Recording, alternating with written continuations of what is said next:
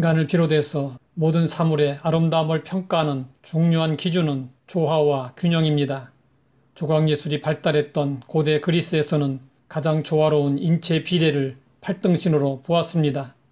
이것을 인체의 황금 비례라고 말합니다. 우리의 신앙도 마찬가지입니다.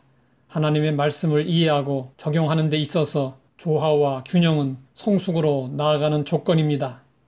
성경에는 공의로운 하나님의 모습도 있고 사랑이 넘치는 하나님의 모습도 있습니다. 공의와 사랑은 하나님의 성품입니다. 그런데 우리는 이 두 가지를 잘 조화하지 못하고 어느 한쪽으로 쏠리게 됩니다. 또 성경을 읽다 보면 하나님은 주장하시고 인간은 책임을 져야 한다는 기본적인 진리를 접할 수 있습니다. 이 두 가지가 잘 조화되어야 신앙생활에 균형을 잡을 수 있습니다. 그러나 대개는 인간의 의무와 책임을 논하는데 거의 모든 노력을 기울이고 있습니다. 신학자 아더 핑크는 현대 종교 문헌의 95%가 인간의 의무와 책임만을 강조하고 있다고 했습니다. 인간의 의무와 책임은 중요합니다. 하지만 하나님의 절대 주권을 생각해야 합니다.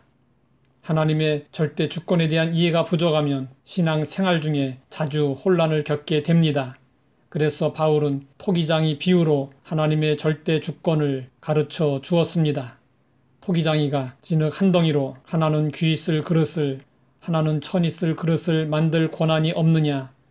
토기장이가 진흙 한 덩이를 가지고 한 부분으로 귀한 그릇을 한 부분으로 천한 그릇을 만들 수 있는 것처럼 하나님은 피조물인 인간을 구원하시거나 사용하실 때 자신의 뜻대로 섭리하십니다.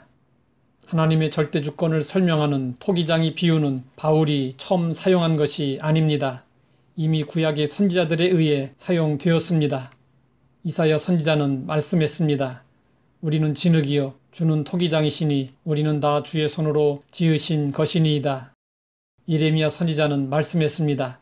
여호와의 말씀이니라. 이스라엘 족속들아, 이 토기장이 하는 것 같이 내가 능히 너희에게 행하지 못하겠느냐.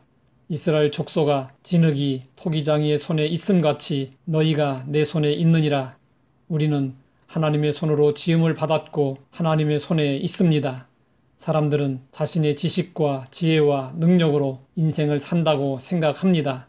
하지만 우리 인간의 운명은 하나님의 손에 달려 있습니다. 한나의 이야기는 하나님의 절대 주권이 무엇인지 잘 보여주고 있습니다. 한나는 남편의 사랑을 받았지만 자식이 없어서 많은 서름과 고통을 당했습니다. 그런데 성경을 보면 한나의 불임에 대해 이렇게 말씀하고 있습니다. 여호와께서 그에게 임신하지 못하게 하심으로 한나가 아이를 갖지 못한 것은 한나에게 생리적인 문제가 있어서가 아니었습니다. 아이를 갖지 못한 원인은 하나님이 그녀가 임신하지 못하도록 막으셨기 때문이었습니다.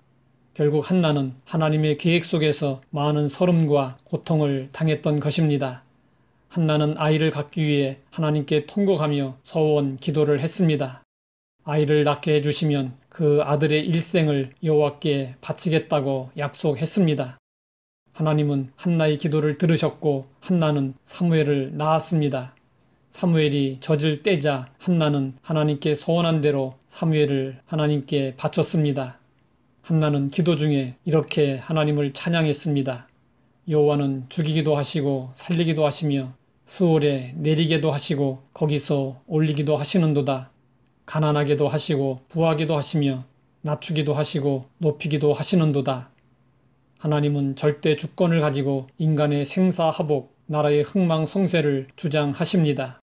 사람들이 어떻게 생각하든지 상관없이 하나님은 절대 주권자로서 우리 인간의 삶 전 영역을 주관하고 계십니다. 우리를 향한 하나님의 간섭과 주권은 절대적입니다. 그러므로 지혜로운 사람은 하나님의 절대 주권을 인정하고 생애의 모든 권리를 하나님의 손에 맡기고 순복하며 삽니다. 하나님 아버지, 하나님의 절대 주권을 인정하고 순응하며 살도록 깨우쳐 주시니 감사합니다.